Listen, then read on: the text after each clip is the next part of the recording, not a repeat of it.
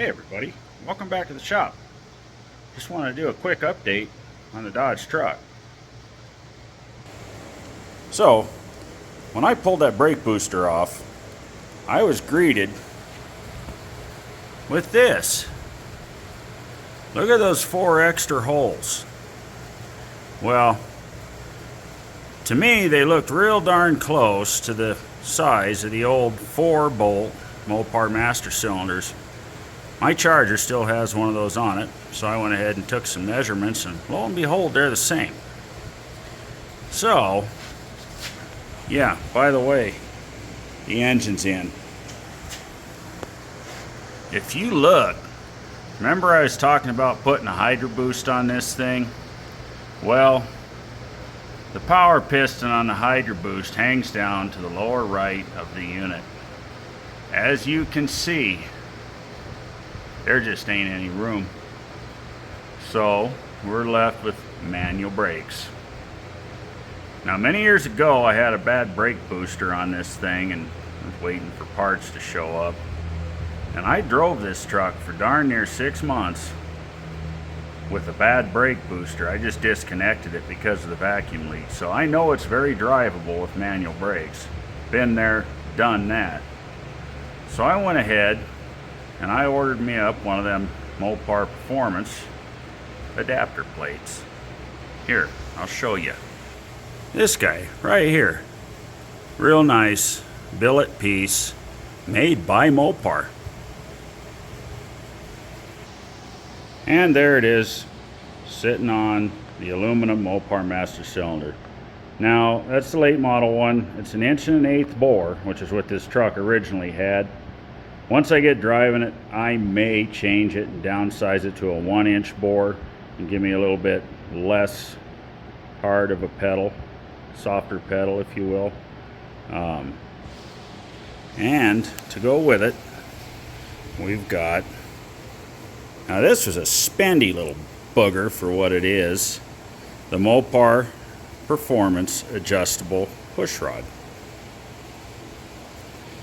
Clips in here. Hang on. There, with it clipped in, as you can see, it ain't coming out. It comes out, but it's a real bitch to get out. So that's what we want. We don't want the possibility of a brake push rod falling out of the master cylinder. That would be a bad day in the shutdown lane. This here is the original bolt that goes through the brake pedal. Yeah, it had the O-ring in there that keeps it from rattling around. It was pretty worn out. I doubt that it's been out of there since, well, I did replace the booster about 20 years ago, but I did not replace that O-ring.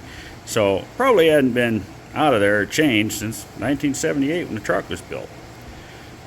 All right, so if we look here at the back of the booster, that's wider.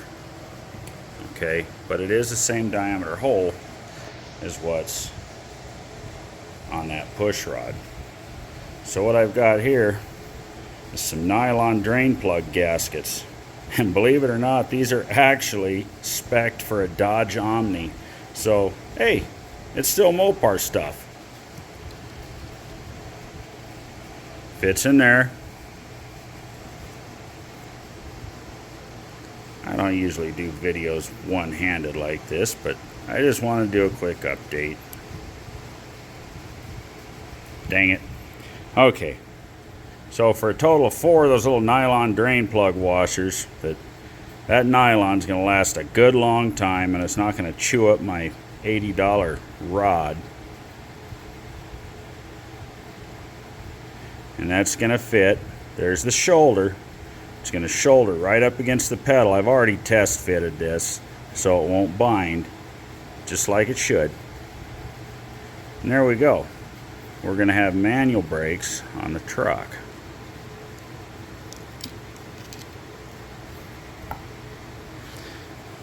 Now I'm going to clean that firewall up. I've got a new gasket as part of it. I bought a complete weather strip kit, gasket kit, and reseal kit for the AC box I'm rebuilding. So it came with a new gasket for the brake booster, which in this case is going to be the gasket for the master cylinder.